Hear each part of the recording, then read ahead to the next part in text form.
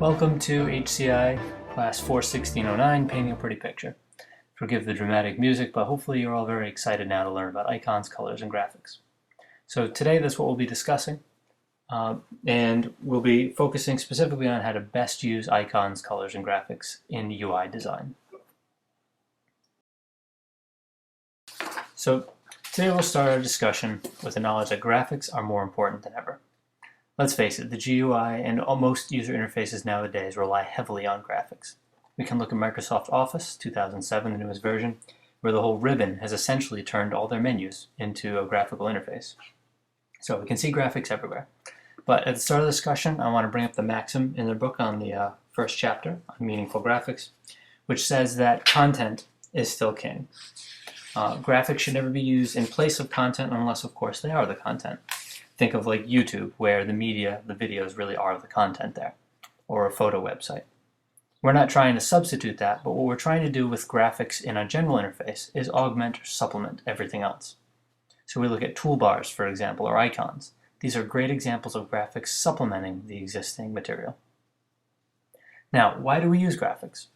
Well, graphics facilitate learning. It's a lot easier to understand for the first time looking at something, or to remember an icon as opposed to text.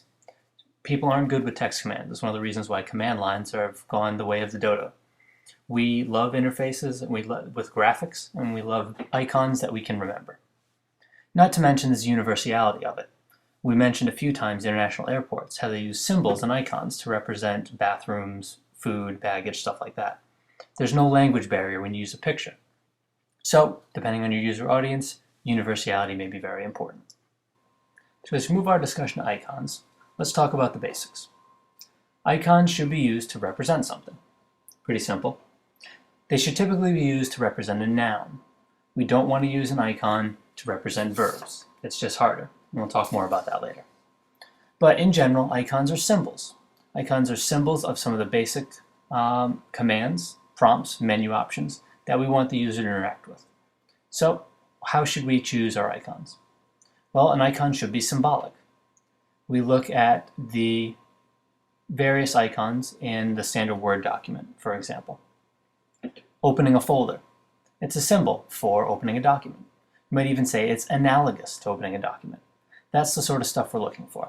We want our icons to be somehow indicative of the content that it's, or the action that it's going to do.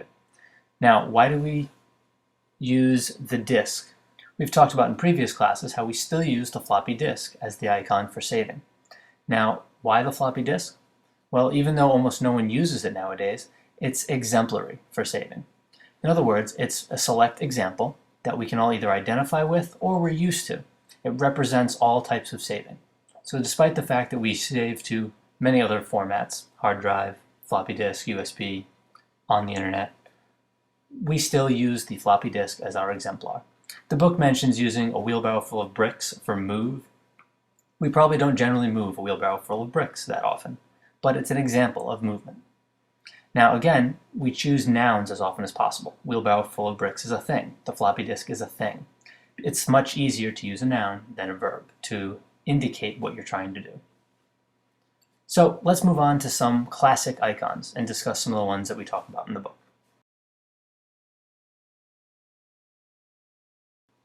Well, our job when we create icons is to do something familiar, clear, simple, consistent, efficient.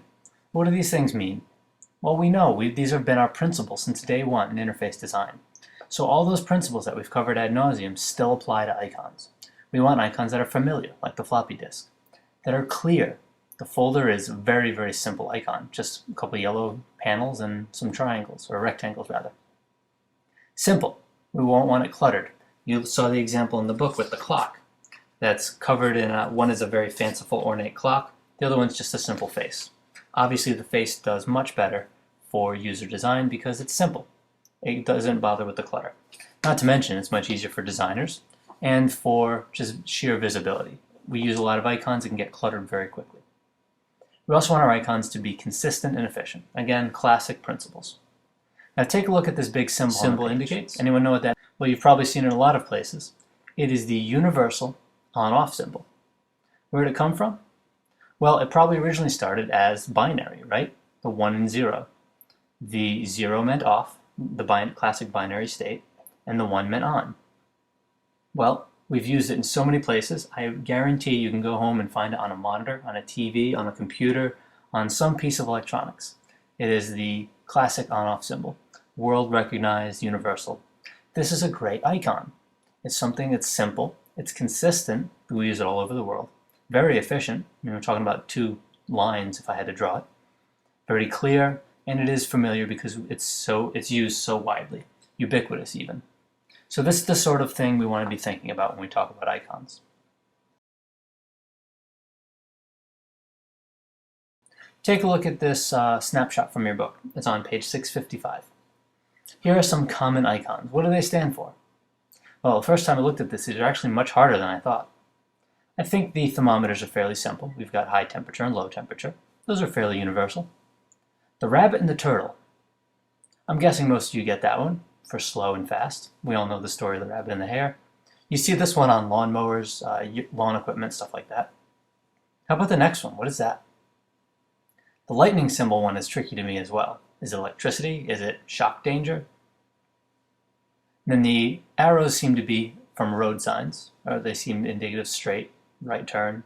I have no idea what the next one is, the 4 one. At first I think recycling, but I really have no idea what that one means. And how about the arc? What does the arc represent? And plus and minus, thankfully, are pretty universal. So what are these icons? Well, the answers are available on the next page in your book. They are hot and cold, as we knew. Fast and slow, we got those. Engine oil. Well, unless you're familiar with your dashboard, you've seen the engine oil light go on. You've probably seen this, but nowadays, of course, we're using more text and more interactive systems. We don't use symbols as much. Electric is a symbol, or the lightning bolt, symbol for a generator. Straight and turn, we're used to from the road.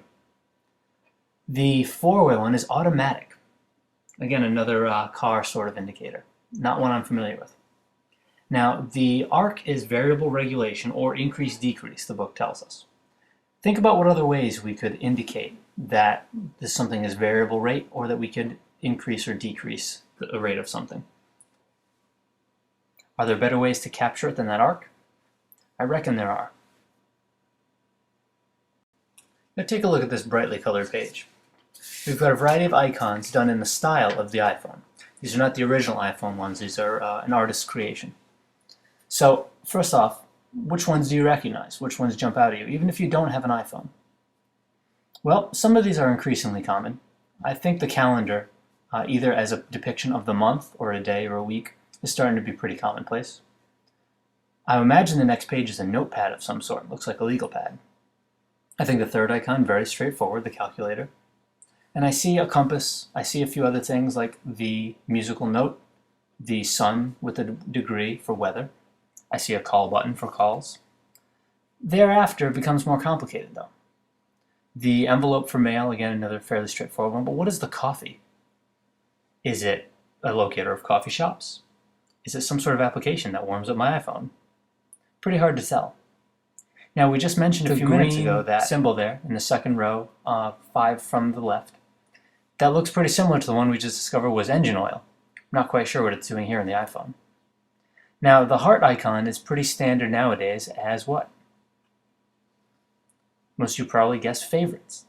A lot of different applications use the heart icon as a favorite for favorite sites, favorite applications, etc. So I would imagine it's something similar here. Now, there's a couple icons that are very similar to the iPod or the iPhone. There's a citrus wheel, perhaps it's Trivial Pursuit. There's a flower, a snowflake. Again, it's starting to become a little blurred. Now, one of the things on this page I want to bring up is the one in the top right. Can you identify what that is? You probably said a camera. Perhaps you said a camera. That is, I believe, what the icon intends to indicate. However, this comes into a dangerous territory I want to talk about.